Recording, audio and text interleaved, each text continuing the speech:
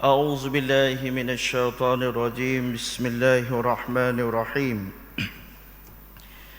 الحمد لله رب العالمين نحمده ونستعينه ونستهديه ونستغفره ونعوذ بالله من شرور أنفسنا ومن سيئات أعمالنا من يهد الله فلا مضل له ومن يضلل فلا هادي له أشهد أن لا إله إلا الله وأن محمدا عبده ورسوله وصفي من خلقه وحبيبه صلاة وسلاما دائمين متلازمين وعلى آله وصحبه أجمعين رب اشرح لي صدري ويسر لي أمري واحلل عقدة من لساني يفقه قولي ربنا افتح بيننا قومنا بالحق وأنت خير الفاتحين اللهم فقنا في الدين وعلمنا التأويل واهدنا إلى صراطك المستقيم.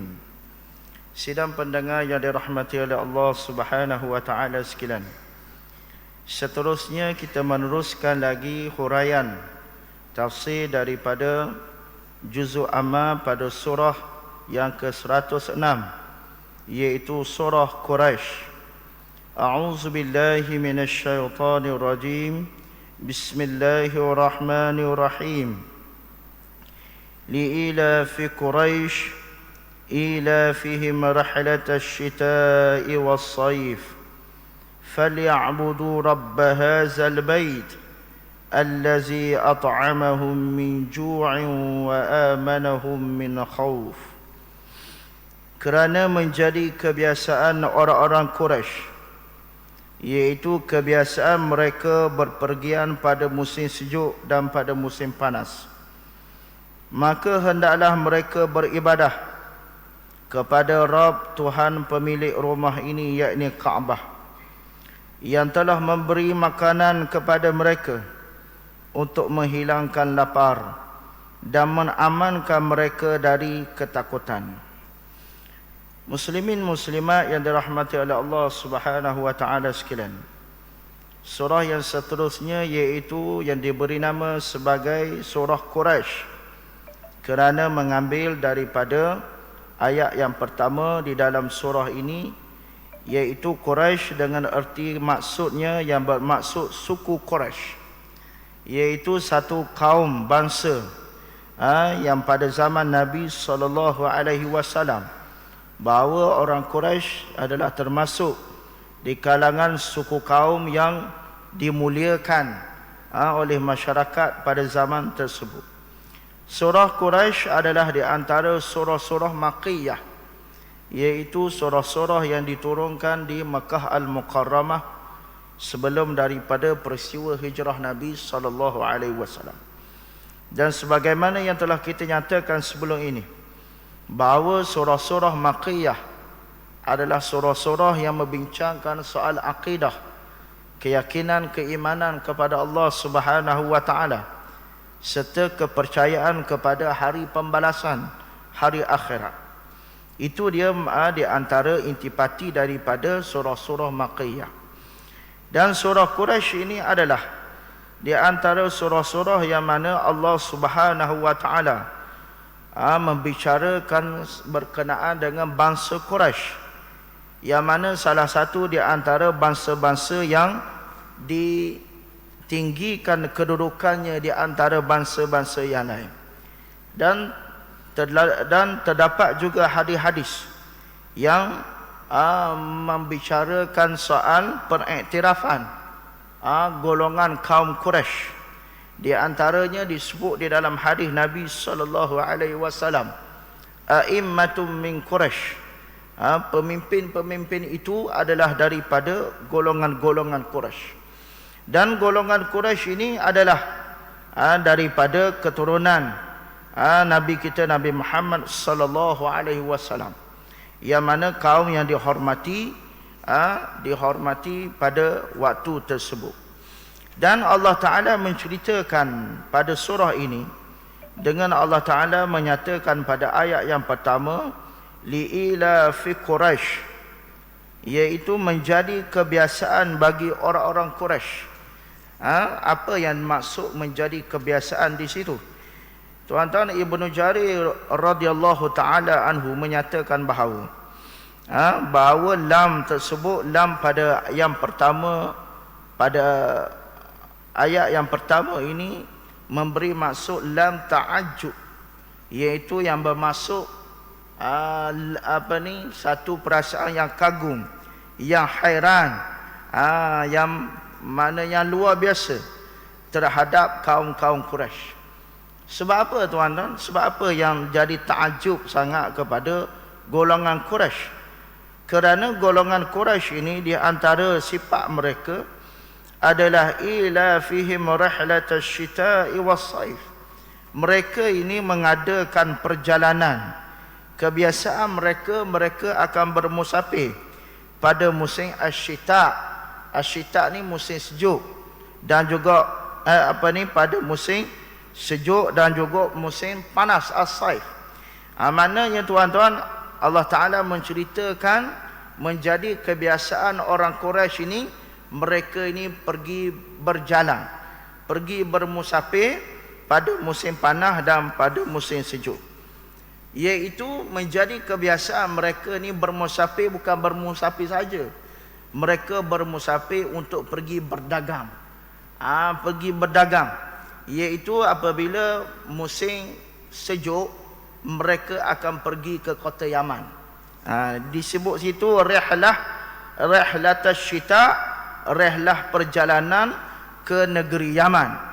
Adapun as-saif, iaitu rihlah perjalanan ke kota Syam. Kota Syam. Sebab itu tuan-tuan, menjadi kelaziman kita tengok kota Mekah. Bagaimana kota Mekah asal satu kawasan yang kering tandus, kawasan yang gersang, akhirnya bertukar menjadi satu kawasan perdagangan yang hebat. Kerana di situlah berlakunya aktiviti jual beli, pengumpulan barangan-barangan daripada seluruh dunia, daripada aktiviti perdagangan. Maka orang Mekah ini dia pergi berjalan pada musim sejuk, pergi ke kota Yaman, pergi berdagang, bawa barang-barang daripada Mekah, kemudian bawa balik barang-barang daripada Yaman untuk didagangkan di negeri Mekah. Begitu juga kalau kita tengok tuan-tuan, mana perjalanan ni musim panas, musim sejuk, 6 bulan musim sejuk, 6 bulan musim panas. Nampak? Dan apabila musim panas, dia pergi ke kota Syam dan bawa barang-barang daripada kota Syam, bawa balik ke Mekah. Sebab itu bila kita baca dalam sirah Nabi SAW, menjadi kebiasaan apabila mereka pergi berdagang, mereka akan tinggalkan harta-harta di kota Mekah. Mereka akan tinggalkan anak isteri di kota Mekah.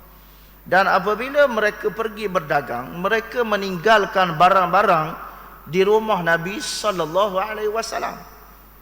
Sebab itu tuan-tuan, bank yang pertama di atas dunia ini, bank yang mula-mula sekali diwujudkan adalah rumah Nabi SAW. Bukan bank dunia, bukan Amerika Syarikat yang memperkenalkan institusi perbankan, tapi yang memula memperkenalkan adalah rumah Nabi SAW.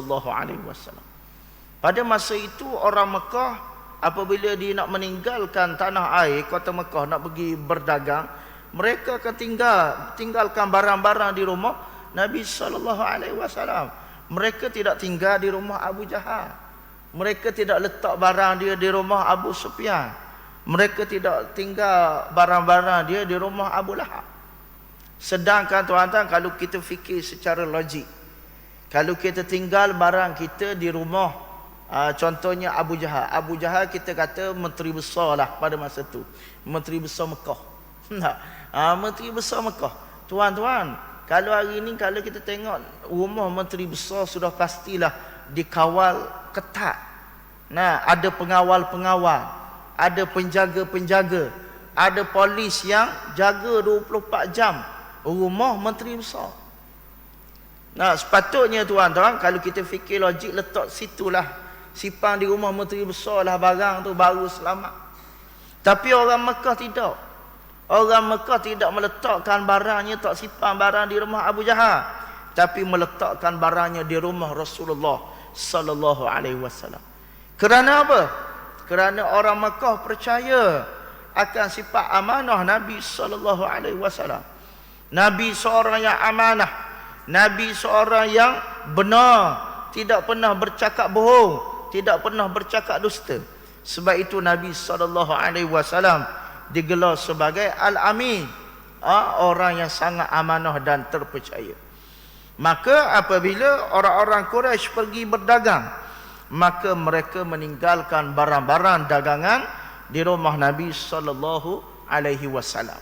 Jadi ini kebiasaan orang-orang Quraisy. Sebab itu Allah Taala menggunakan perkataan yang pertama lam depan ila fi Quraisy, menunjukkan bahawa lam di situ lam ta'ajjub. Kalau kita belajar bahasa Arab dia panggil lam ta'ajjub. Lam ni dia ada banyak. Ada lam nahi, ada lam taukid. Dah ni lam ta'ajjub. Nak khabar betapa ta'ajjubnya, kagumnya, hairannya apa yang dilakukan oleh orang Quraisy. Maknanya orang Quraisy ni bangsa dagang. Ya, tuan-tuan, kalau kita tengok bangsa dagang ni bangsa yang dihormati. Kalau dulu tuan-tuan biasa tak tuan-tuan tengok cerita si Tanggang. Biasa kita dengar si Tanggang anak derhaka kan cerita dia.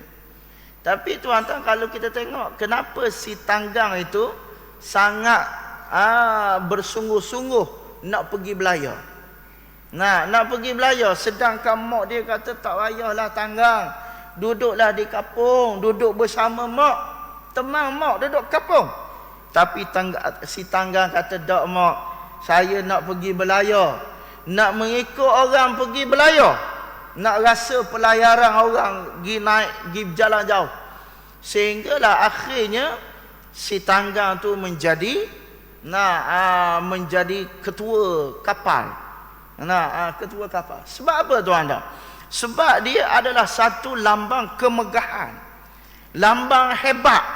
Orang yang bermusafir boleh jalan jauh ni, orang yang jadi panglima tentera laut adalah orang yang hebat, orang yang dihormati. Nampak?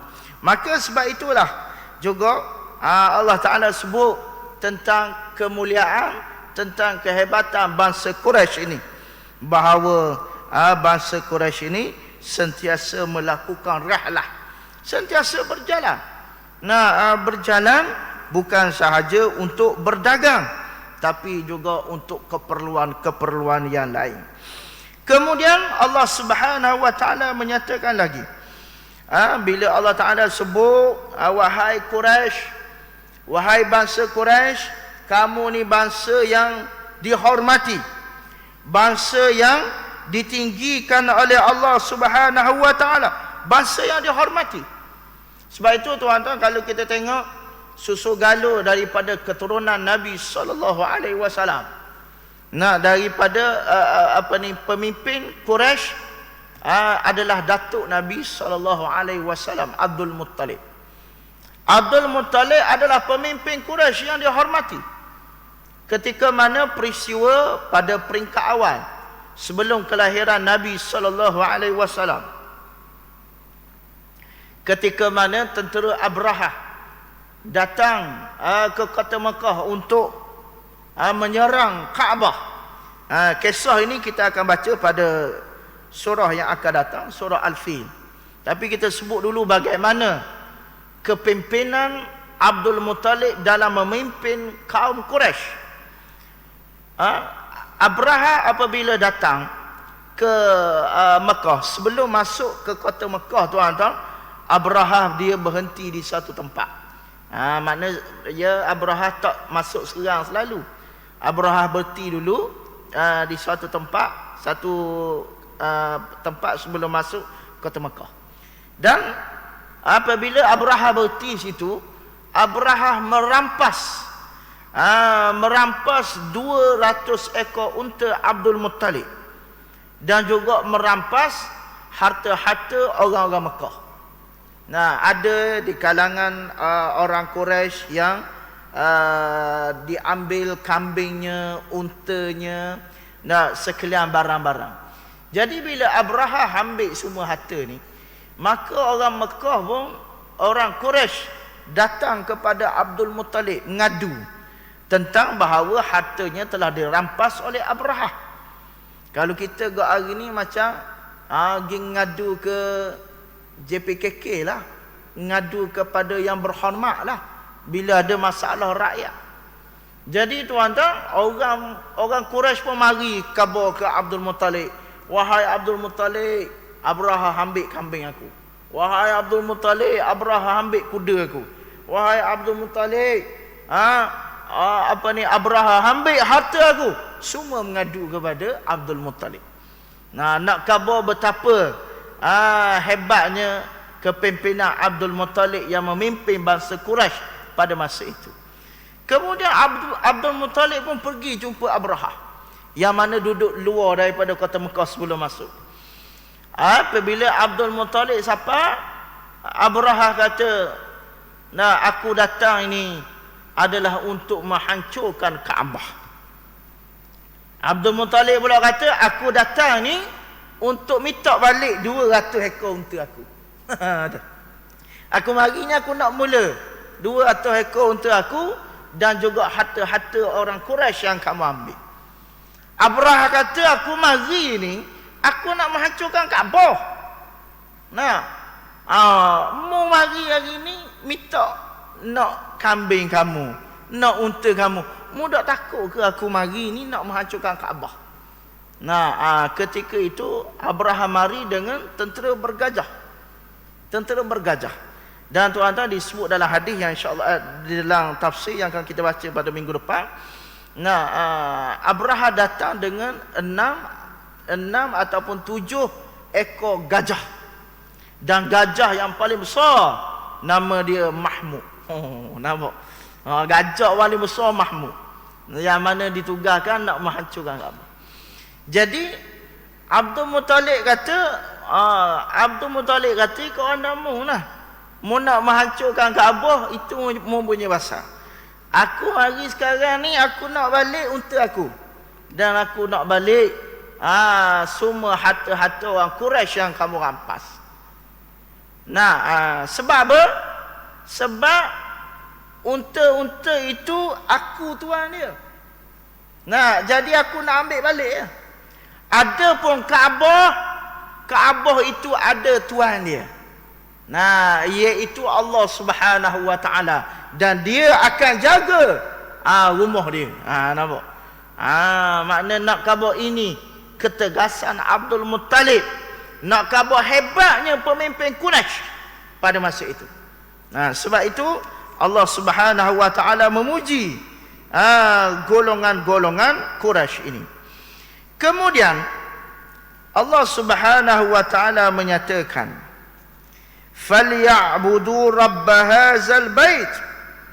Maka hendaklah mereka beribadat kepada Rabb, yakni kepada Tuhan hadzal bait, kepada tuan rumah ini, iaitu Kaabah tadilah, iaitu apa? Allah Taala. Selepas mana Allah Taala menyatakan nikmat-nikmat yang telah Allah Taala berikan kepada orang Quraisy. Apa dia nikmat yang Allah Taala beri kepada orang Quraisy? Iaitu yang pertama tuan-tuan, mereka apabila pergi berdagang, mereka pergi keluar, mereka pergi dalam keadaan aman. Tak ada orang kacau. Tuan-tuan, dulu biasa kita dengar kalau orang yang berdagang ni biasanya akan diserang oleh lanung-lanung. Betul tak tuan-tuan? Kalau pergi ke laut, berdagang ke laut, diserang oleh lanung-lanung laut. Kalau di padang pasir, diserang oleh lanung-lanung padang pasir. Tapi tuan-tuan, bagaimana kemuliaan yang ada pada kaum Quraisy ini? Bila mana orang Quraisy pergi berdagang, orang Quraisy pergi berdagang, maka orang tahu, ni geruk orang Quraisy, orang Quraisy Mekah. Jadi tak ada orang berani nak kacau. Nampak? Tak ada orang berani nak kacau, nak ganggu, apatah lagi nak merompak. apatah lagi nak menyambung rombongan-rombongan dagang, rombongan-rombongan dagang orang-orang Quraisy. Bahkan tuan-tuan, bukan sahaja orang-orang Quraisy, orang yang tupang sama. Orang yang tupang sama dalam perjalanan tersebut merasa aman dan selamat dalam perjalanan mereka. Maksudnya apa? Orang tak berani kacau lah. Orang tak berani kacau bangsa Quraisy. Sebab itu tuan-tuan, kalau kita tengok dalam sejarah lagi, bagaimana pada zaman awal Islam. Zaman awal Islam, tatkala pada peringkat awal dakwah Nabi SAW, ramai di kalangan sahabat-sahabat yang diseksa. Tuan-tuan, sahabat-sahabat yang diseksa oleh orang Quraisy itu adalah di kalangan golongan mustad'afin, golongan orang-orang lemah, orang-orang yang tidak ada hubungan kekeluargaan. Tapi tuan-tuan, orang yang golongan yang ada hubungan kekeluargaan, sebagai contoh Sayyidina Abu Bakar As-Siddiq. Sayyidina Abu Bakar tuan-tuan, di antara bangsa Quraisy, dan ketika mana Sayyidina Abu Bakar mengisytiharkan keislaman, Sayyidina Abu Bakar adalah orang lelaki dewasa yang pertama memeluk agama Islam. Tetapi tuan-tuan, orang kafir Quraisy tak berani nak sentuh Sayyidina Abu Bakar. Nampak? Tak berani nak kacau Sayyidina Abu Bakar. Sebab apa? Sebab Sayyidina Abu Bakar ni adalah keluarga Quraisy yang besar yang ada. Maksudnya apa? Kalau setuh Sayyidina Abu Bakar, jawapannya keluarga dia ramai-ramai akan peranglah jawapannya. Tapi kita tengok yang diseksa itu semuanya golongan mustad'afin. Adapun golongan-golongan bangsa Quraisy, mereka tak berani. Tak berani nak setuh. Itu dia. Maka tuan-tuan nak khabar sini bahawa orang menghormati bangsa Quraisy, tak berani kacau. Jadi orang Quraisy pergi berdagang dengan aman, selamat, tanpa sebarang gangguan, tanpa sebarang rampakan di jalanan oleh lanu-lanu. Kemudian atas nikmat ini, atas nikmat kurnia Allah Ta'ala beri kepada bangsa Quraisy, maka falyabudu rabb hadzal bait, maka hendaklah kamu beribadat kepada Tuhan empunya rumah ini, Kaabah, iaitu Allah Subhanahu wa Ta'ala. Maksudnya apa? Maksudnya, hei orang Quraisy, hendaklah kamu mentauhidkan Allah Subhanahu wa Ta'ala dengan beribadah kepadanya, dengan ibadah yang betul, bukan ibadah yang menyeleweng sebagaimana yang telah mereka lakukan sebelum kelahiran Nabi sallallahu alaihi wasallam. Sebelum kelahiran Nabi sallallahu alaihi wasallam, orang Quraisy ini beribadah, tetapi ibadah mereka jauh terpesong. Sebagai contoh, ibadah haji. Mereka melakukan ibadah haji kerana ibadah haji ini adalah ibadah semenjak daripada Nabi Ibrahim alaihissalam. Tetapi ibadat mereka telah diselewengkan. Mereka beribadat dalam keadaan telanjang, beribadat tawaf di sekeliling Kaabah dalam keadaan telanjang. Orang lelaki tawaf waktu siang, orang puan tawaf pada waktu malam. Mereka menyembelih binatang korban, tetapi mereka menyembelih bukan dengan menyebut nama Allah Ta'ala. Mereka menyebut dengan demi Allat wal Uzza, iaitu patung-patung berhala yang besar. Patung berhala besar ada 3. Allat, Al-Uzza, Al-Manat. Ni mereka menyembelih dengan nama-nama patung-patung tersebut. Dan kemudian diambil darah-darahnya, darah binatang tadi, kemudian dilesek, dilomor kepada dinding-dinding Kaabah. Ini jahiliah yang dilakukan dalam ibadah. Maka Allah Subhanahu wa Ta'ala menyuruh mereka, kamu orang-orang Quraisy ni mentauhidkan Allah Ta'ala, jangan syirik. pada peringkat awal melihat bahawa mereka melakukan tawaf dalam keadaan penuh patung-patung berhala di sekeliling Kaabah. Nampak? Telah melakukan syirik. Sebab itu perkara yang pertama yang dilakukan oleh Nabi SAW apabila berjaya membebaskan kota Mekah dalam peristiwa Fathul Mekah, perkara yang pertama dilakukan oleh Nabi SAW adalah menghancurkan berhala-berhala yang ada di sekeliling Kaabah dan di dalam Kaabah. Nampak? Supaya beribadat dengan mengabdikan diri kepada Allah, tidak syirik kepada Allah Ta'ala. Dan Allah Subhanahu wa Ta'ala telah menjadikan tanah suci yang aman, Mekah ni sebagai tanah yang aman. Allah Ta'ala janji bahawa Mekah ni bumi yang baladan aminah, negeri yang aman. Tidak berlaku peperangan, tidak berlaku permusuhan, sebagaimana disebut di dalam firman Allah Subhanahu wa Ta'ala, innama umirtu an a'budu rabb hazihi baldah allazi harramaha wa lahu kullu syai' wa umirtu an akuna minal muslimin. Surah An-Naml ayat yang ke-91. Maksudnya, aku hanya diperintahkan untuk beribadat kepada Rabb Tuhan ini, iaitu apa? Allah Ta'ala lah Tuhan kepada negeri Mekah yang telah menjadikannya suci dan kepunyaannya lah segala sesuatu. Dan aku diperintahkan supaya aku termasuk di kalangan orang-orang yang berserah diri. Islam, muslimin. Islam maksudnya serah diri pada Allah Ta'ala. Batu tuan-tuan, Islam maksudnya serah diri. Serah diri maksudnya apa? Maksudnya bersedia untuk tunduk dan patuh kepada segala perintah Allah Ta'ala. Makna tuan-tuan, selagi mana kita tak tunduk patuh, tak serah diri pada Allah Ta'ala, maka kita belum mencapai kesempurnaan, masih belum Islam lagi. Itu maksud Islam yang sebenar. Kemudian Allah Subhanahu wa Ta'ala menyatakan allazi at'amahum min ju', iaitu Tuhan yang telah memberi mereka makan daripada kelaparan. Maksudnya apa tuan-tuan? Pemilik rumah ini, iaitu Kaabah ni, Allah Ta'ala telah memberi makan kepada mereka, kepada orang-orang Quraisy, yang mana mereka ni telah hindar daripada kelaparan.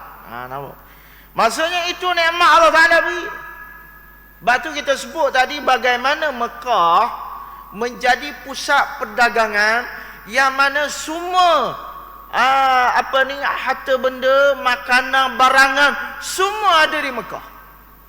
Bukan sahaja zaman dulu tuan-tuan, zaman sekarang. Zaman sekarang lagi lah banyak. Tuan-tuan, kalau tuan-tuan pergi Mekah, kenapa tak ada Mekah tuan-tuan? Zaman ni tuan-tuan, kalau dulu tuan-tuan, kalau pergi Mekah dulu, kalau pergi Mekah jawapannya tak jumpa nasi lah. Betul tak? Nak cari nasi lemak tak jumpa. Nak cari khepuk leka tuan-tuan tak jumpa Mekah, jangan cari. Nampak? Tapi hari ni tuan-tuan, kalau pergi Mekah, jangan kata nasi lemak, khepuk leka pun ada Mekah. Nampak? Maknanya semua benda ada di Mekah. Daripada sekecil-kecil perkara pada sebesar-besar perkara. Kat Mekah tuan-tuan, KFC cokoh depan tu. Nak masuk pintu kat Hotel Hilton tu, KFC cokoh depan tu. Semua benda ada Mekah. Maknanya bukan saja sekarang tuan-tuan, dulu pun begitu dah. Maknanya Allah Ta'ala mengurniakan segala nikmat kurniaan rezeki ada di Mekah. Termasuklah dari sudut buah-buahan, makanan. Buah-buahan tuan-tuan semua ada kat Mekah. Tuan-tuan, kalau contoh, kalau kita lah, tempat kita ada buah-buah tak ada. Nah, contohnya buah khema, buah ting, nah buah-buah apa yang tak ada sini, ada sana. Tapi tuan-tuan di sana, nah ada belaka buah-buah. Nah, menunjukkan bahawa ini kurniaan Allah Ta'ala yang mana memberi makan kepada mereka, nak menghilangkan rasa-rasa lapar. Sebab itu tuan-tuan, bagaimana Allah Ta'ala mengurniakan pada orang Quraisy. Salah satu di antara kerja orang Quraisy apabila datangnya musim haji, nah musim haji, maka pemimpin-pemimpin Quraisy akan memberi minum kepada orang-orang yang menunaikan haji. Sediakan makanan, sediakan minuman, sediakan tempat tinggal. Nah, kerana mereka yang menjaga Kaabah, rumah Allah Subhanahu wa taala. Itu dia. Disebut kurniaan yang Allah Taala beri kepada orang Quraisy. Kemudian yang kedua, wa amanahum min khauf. Bahawa Allah Subhanahu wa taala mengamankan mereka daripada ketakutan. Nah, maknanya tuan-tuan, bumi Mekah ni bumi yang aman. Hilang rasa takut, hilang rasa bimbang, kerana di sana tempat yang Allah Ta'ala janjikan keamanan. Bahkan tuan-tuan, keamanan ini sehinggalah kepada akhir zaman, sehingga ke akhir zaman, sampai hampir berlakunya kiamat. Dan disebut di dalam hadis asyratis sa'ah, tanda-tanda hari kiamat ni tuan-tuan, bahawa pada akhir zaman, bahawa bumi Mekah ini, dua tanah haram, Mekah dan Madinah, hanya akan didiami oleh orang-orang yang beriman sahaja. Nampak? Bumi yang aman, selamat. Dan disebut selamatnya tuan-tuan pada akhir zaman, sehingga kan Dajjal pun sama sekali tidak akan dapat menjejakkan kaki ke bumi Mekah. Kita baca dalam hadis bagaimana apabila Dajjal keluar tuan-tuan, Dajjal akan pergi ke semua tempat di dalam dunia ini. Tak ada tempat yang tidak dijejaki oleh Dajjal melainkan Mekah dan Madinah. Semua tempat Dajjal pergi. Termasuklah masjid kita ni, Masjid Abidin ni, Dajjal mari lagi tuan-tuan. Nampak? Semua tempat. Bila sahaja Dajjal menjejakkan kaki pada tempat tersebut, secara automatik tempat tersebut jadi habis kering kontang, kemarau, air tak ada, makanan tak ada, semua benda tak ada.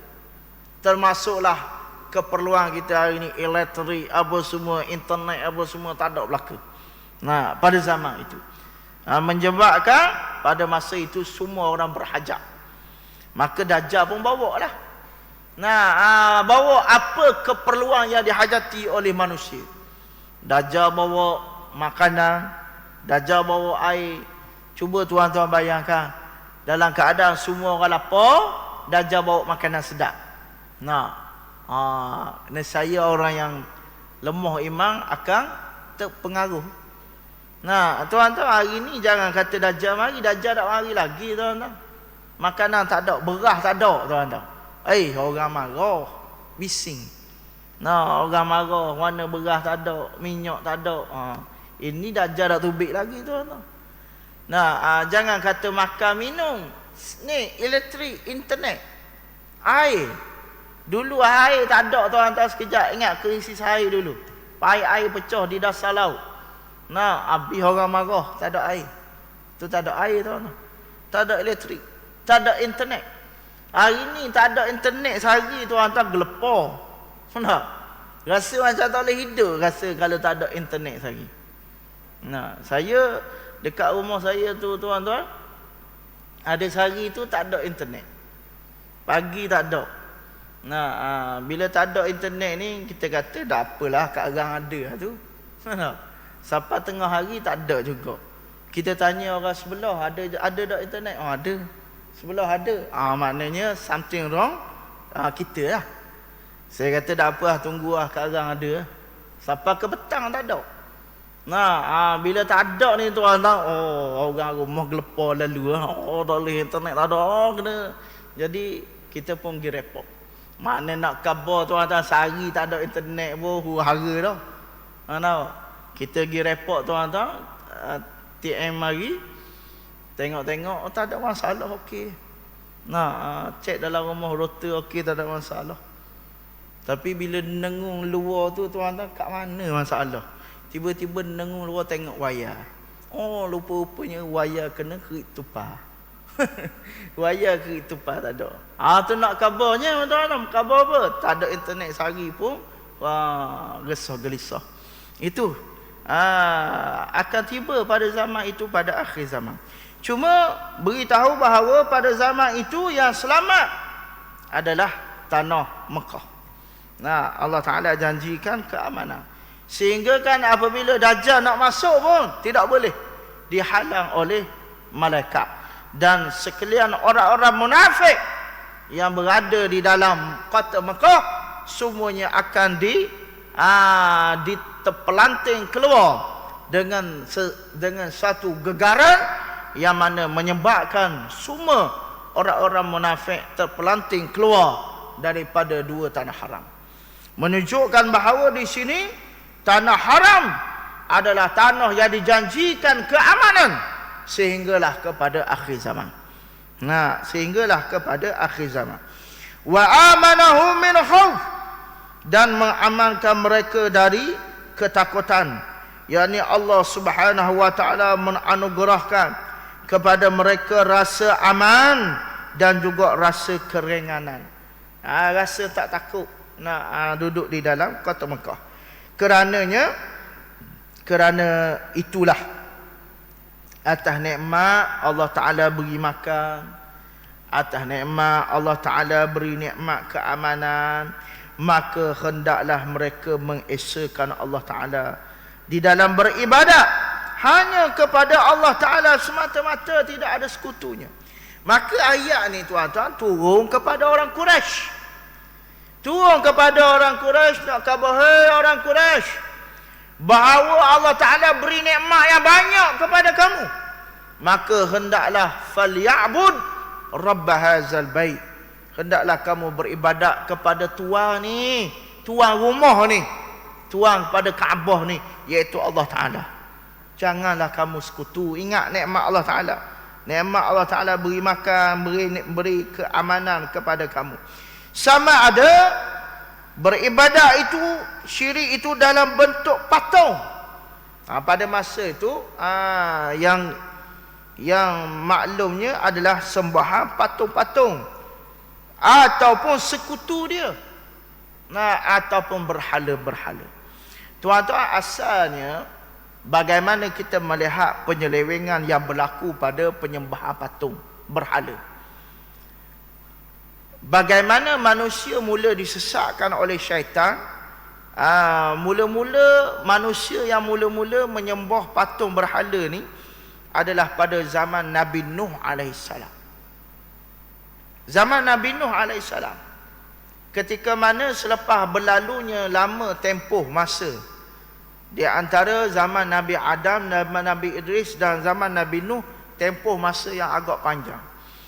Kemudian mereka hanyalah melukis ataupun memahat gambar-gambar, yang mana hanya tujuan asal adalah untuk mengenang jasa nenek moyang mereka. Asal lukis-lukis ni, lukis-lukis patung ni, ukir-ukir patung sebab apa? Sebab nak suruh ingat je. Ingat jasa mak ayah, ingat jasa nenek moyang dia. Kemudian letak situ, letak dinding. Macam kita lah, letak gambar dah, asal tepek. Tapi tuan-tuan, lepas lama-lama ni, akhirnya syaitan pun menggelincirkan sikit demi sikit. Daripada niat hanya nak ingat jasa kedua ibu bapa, jadi dia kata, tak sedap kalau tak ada ni. Kalau gambar saja tak sedap. Baik kita buat satu patung, biar ada stokor, biar ada cokoh depan tu. Biar ada. Jadi tuan-tuan, akhirnya dibuat patung. Patung gambar nenek moyang mereka. Sebab nak kenal jasa-jasa.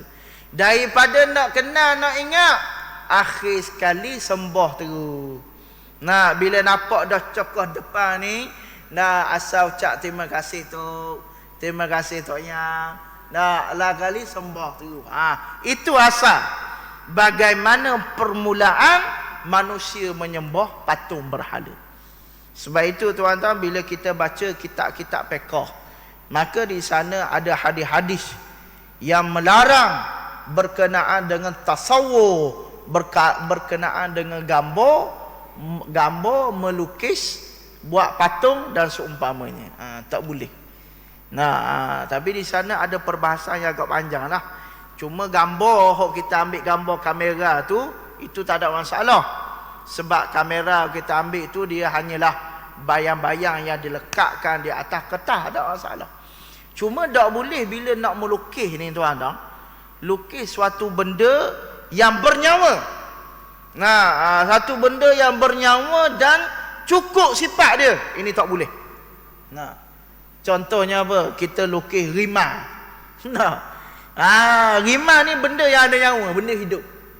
Nah, tuan-tuan, bila lukis rimau, nah, kalau nak lukis rimau, jangan lukis sempurna. Nah, jangan lukis cukup sifat tangan, kaki apa semua. Nah, lukis muka sudah lah. Nampak? Itu. Ada yang dibenarkan sekiranya untuk patung-patung ni untuk tujuan pembelajaran. Nah, untuk budak-budak. Kita nak khabar ni rimau, ni kambing, ni unta, ni lembu. Kan mainan patung-patung tu, tu tak apa untuk budak-budak. Tapi untuk orang tua tak boleh. Nah, orang tua besar dah. Nah, jadi begitu.